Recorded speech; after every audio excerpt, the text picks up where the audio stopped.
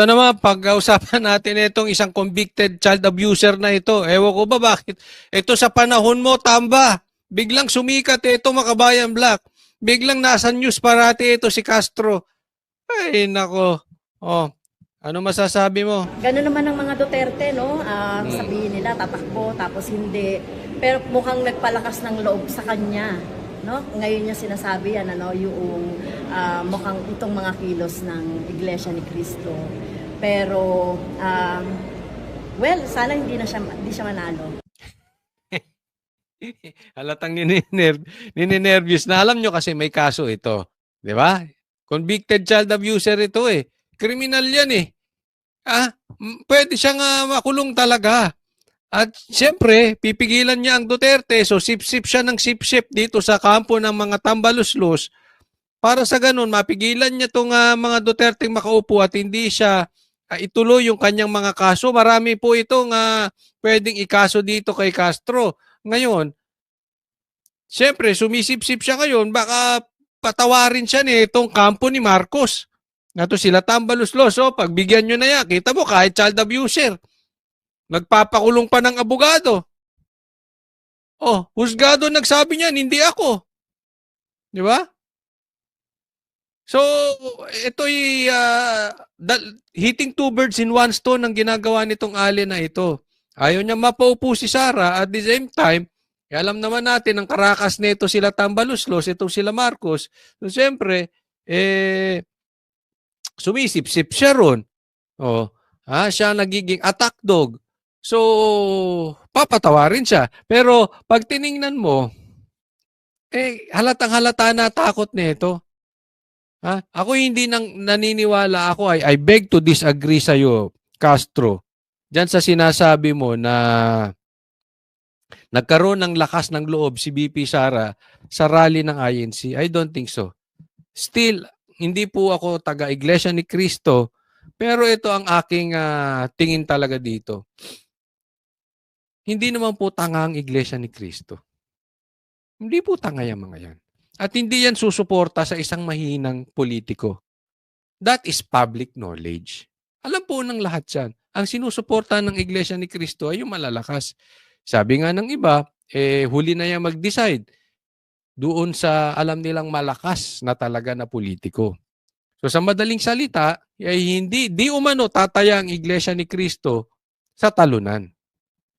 Sa katunayan, kaya po nakataya ang INC kay BP Sara kasi alam natin malakas si BP Sara. It's not the other way around. Na si BP Sara ay nagkaroon ng lakas ng loob dahil sa rally ng INC. Ang INC, malakas ang loob mag-rally dahil yung kanilang tinatayaan na si BP Sara ay malakas.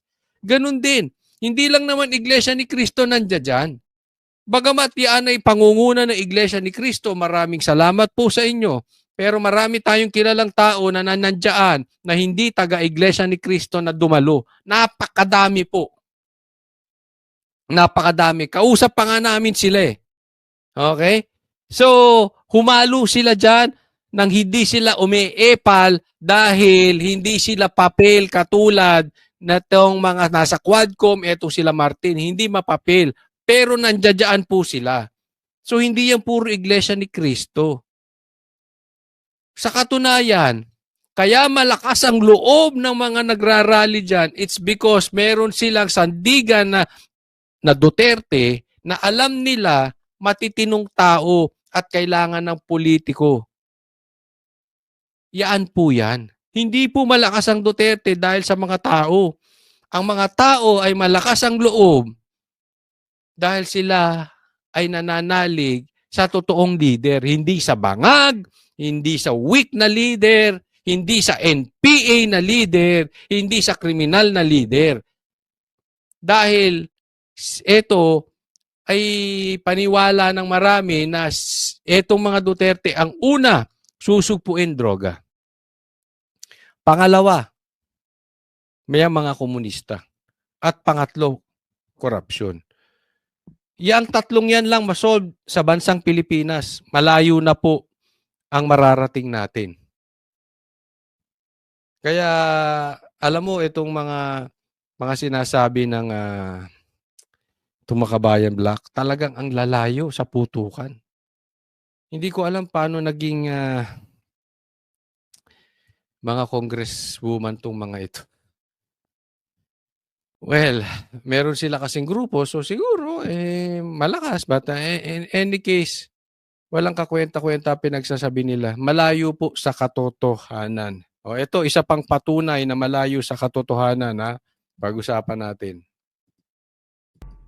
Hindi na nagulat ang Makabayan Bloc sa pagpapakita ng puwersa ng Iglesia ni Cristo sa peace rally nito kahapon.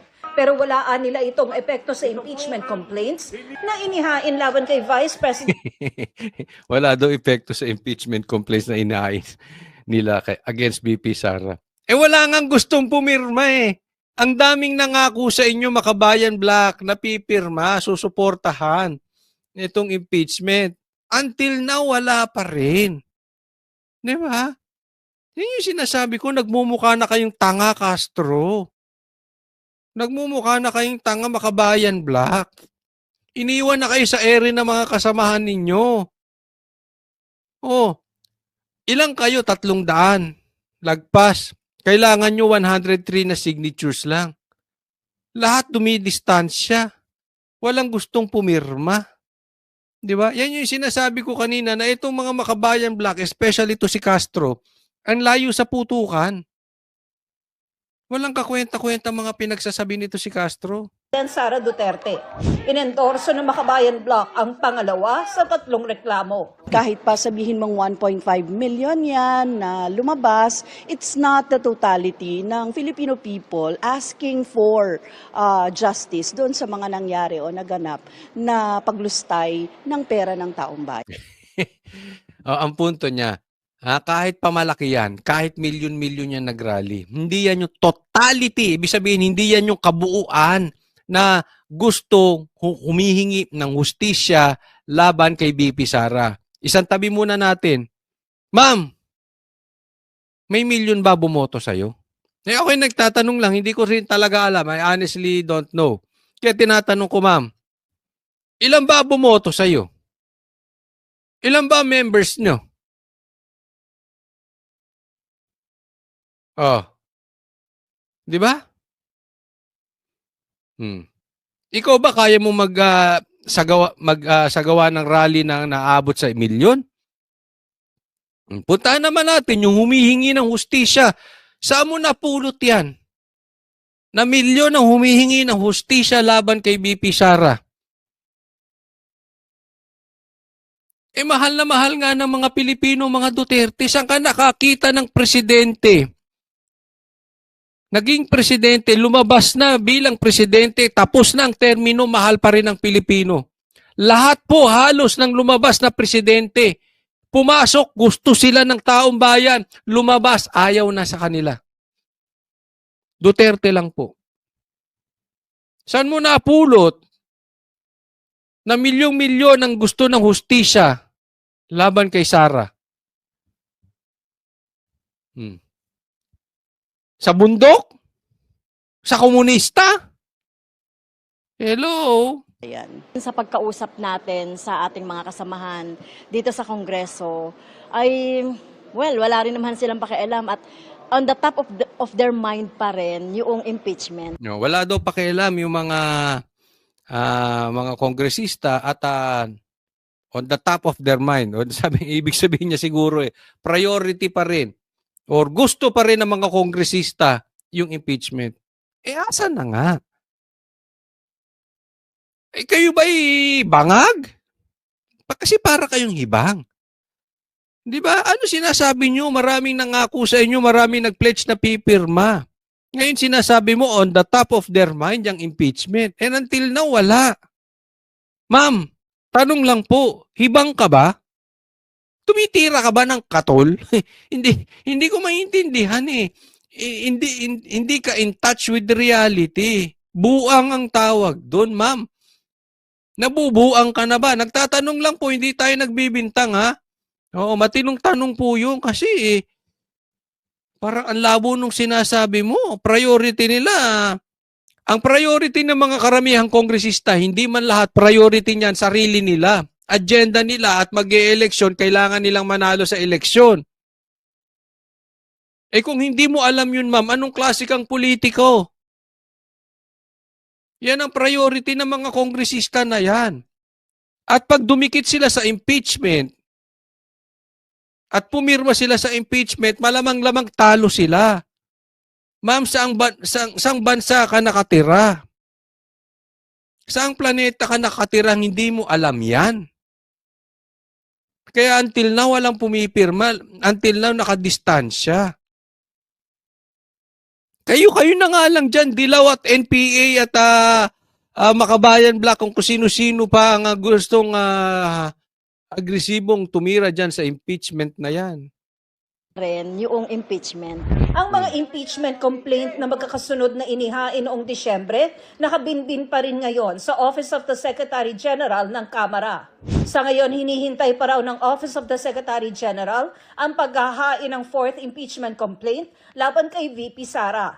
Ang target daw ng mga kongresistang nasa likod nito ay makakuha ng endorsement nang hindi bababa sa 103 na kongresista. Kasi pagka 103, shortcut na po yan, hindi na dadaan sa proseso, shortcut na yon, pupunta na sa Senado. Tapos na yon. Ang problema nga, kahit na konti lang yung 103 or 1/3 lang po kasi yun ng 300 plus ng mga congressman, wala nga ni isa pumipirma until now. Diba? Kahit konti yun,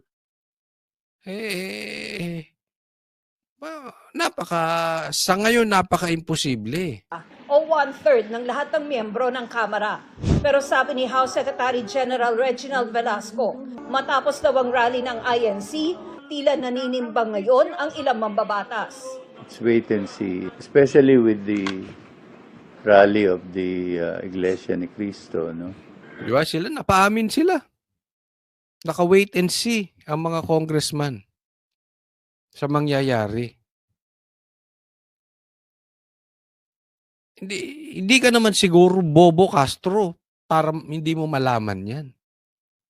Dumidistansya sila dyan. At nakita nila ang puwersa ng Iglesia ni Cristo. Tandaan nyo po, mas malakas ang Iglesia ni Cristo sa mga lokal. Congressman to. Congress ang karamihan dyan. Karamihan dyan, re-electionist. Nasa bayan-bayan. Karamihan ng lakas ng Iglesia ni Cristo nandyan sa local government. Di kakabahan. Pag ikaw ay pumirma sa impeachment, sasabihin lang, ang Iglesia ni Cristo, alam naman natin, this is a public knowledge, black voting po yan. Black voting po sila. Pag sinabi ng ministro nila, wag iboto yan. Pagdating sa local, tapos na. Anong party ron na hindi mo naiintindihan, Castro? Sila nga o napaamin na, naka-wait and see sila sa mangyayari. Naduduwag na pumirma para sa impeachment. I think that will be taken into account by the House members concerned. Wait and see what, sir? What do you mean wait and see what? Wait and see whether they will really file another complaint or not. And then I'll be forced to transmit these 3 complaints to the office of the Speaker. I think. Wait and see, ibig niya sabihin, inaantay pa kung may darating na fourth complaint. Di ba? Kung hindi, dadalhin na kay Tamba. No? So sa madaling salita, walang gustong mangunang pumirma. Next week Simple. will be a fair time for them to decide. Then I may be forced to transmit whatever complaints that I have received to the Speaker by next week. Nauna nang sinabi O, ano kaya gagawin ni Speaker pag pinasa sa kanya? Tandaan nyo, may party list din yan, tingog. Tatakbo rin yan sa kanila. Di ba? Tingnan natin yung tapang ni Tamba ngayon. ni Pangulong Bongbong Marcos noong Nobyembre na hindi siya pabor sa Hindi ako naniniwala. Budol ka, Marcos.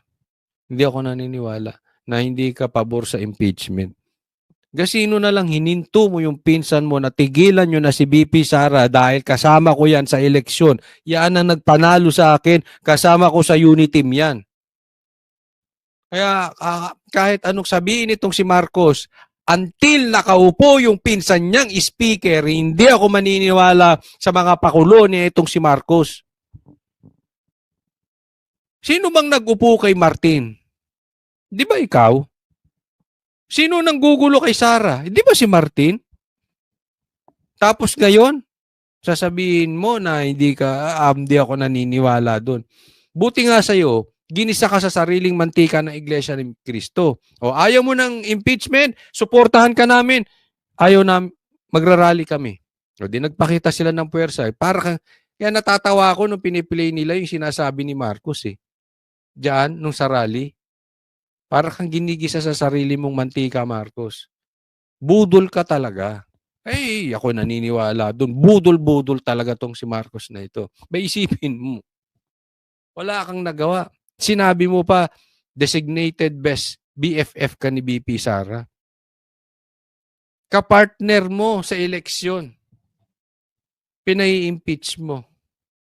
Kung hindi mo man pinai-impeach, inutil ka. Wala kang magawa sa pinsan mo. So, wag nyo kaming lokohin dyan sa mga drama-drama nyo. Style din ni Amy yan eh. Kayo magkapatid, ma-style kayo. Dikit ng dikit sa Duterte. Ayaw naman manawagan para sa'yo ng drug test. Eh kung hindi naman kayo addict, bakit hindi kayo magpa-drug test? Kasimple. Di ba? Simple yun eh. Umattend ba si Amy niyang rally? Ang dami niyang sinasabi. Hindi naman siya umattend ng rally. Ang daming mga politiko ron, pati nga si Isko nando doon eh. Nakasuporta sa INC. Ikaw ayaw mo ng impeachment. Di sana pumunta ka rin doon sa rally. Pero pinakamaganda sinabi niya, oy, kayo mga gago kayo. Tigilan nyo si BP Sara, partner ko yan nung eleksyon. Baka inutil ka talaga or weak ka talaga, wala kang nagawa. Hindi kita pinagbibintangang inutil ha. Baka lang. Sabi ko, baka. Kasi anong klase kang presidente, wala kang magawa sa pinsan mo. Hindi ba inutil yon? Baka lang. Susulong ng impeachment kay VP Sara dahil matatali lang daw nito ang Kamara at Senado. Sabi niya noon, wala itong maitutulong sa buhay ng mga Pilipino. Ikaw, Marcos, ang walang naitutulong sa buhay ng mga Pilipino. Subukan mo mag-resign. Yung pagre-resign mo lang, pakalaki ng naitulong mo sa bansang Pilipinas. Totoo yan. Kasi pag nag-resign ka, mawawalan din ng power yung pinsan mo. Yung pinsan mo nang gugulo eh. Malaki maitutulong mo, Marcos. Mag-resign ka lang. Maitutulong sa buhay ng mga Pilipino. Sabi ni Executive Secretary Lucas Bersamin, hindi nagbabago ang posisyong ito ng Pangulo. Ayon sa Manila Public Information Office, 1.58 million ang dumalo 1.58 million ang dumalo. yan sa Quirino Grandstand. Bukod pa sa daan-daang libo sa iba pang panig ng bansa. Dinaluhan din yan ng ilang senador, kabilang na si Senador Bongo. Ang dami nag-attend na senador. Si Bongo lang ang binanggit ng GMA. Ano meron, GMA? Hoy! Andun si Robin. Andun si Bato. Ba't si Bongo lang ang binanggit nyo? Para sa Di ba? At anyway, malaki yan. At iba, nationwide yan. Kaya sinasabi ko sa inyo, hindi lang naman dyan sa Liwasan yan, or dyan sa may Manila Hotel malapit. O kung saan man yan. Kasi hindi, sobrang laki ng lugar. Hindi mo na malaman kung saan man talaga yung rally. Sobrang dami ng tao. Kalat-kalat na talaga. At kaya nga sabi, very successful. At hindi lang dyan sa Maynila, nationwide. O isang ka ba? So, kinabahan ito. So, good luck sa impeachment nyo. But anyway, again, ang stand ko dyan, tuloy nyo yan. Ang pagtawanan ko kayo isa-isa.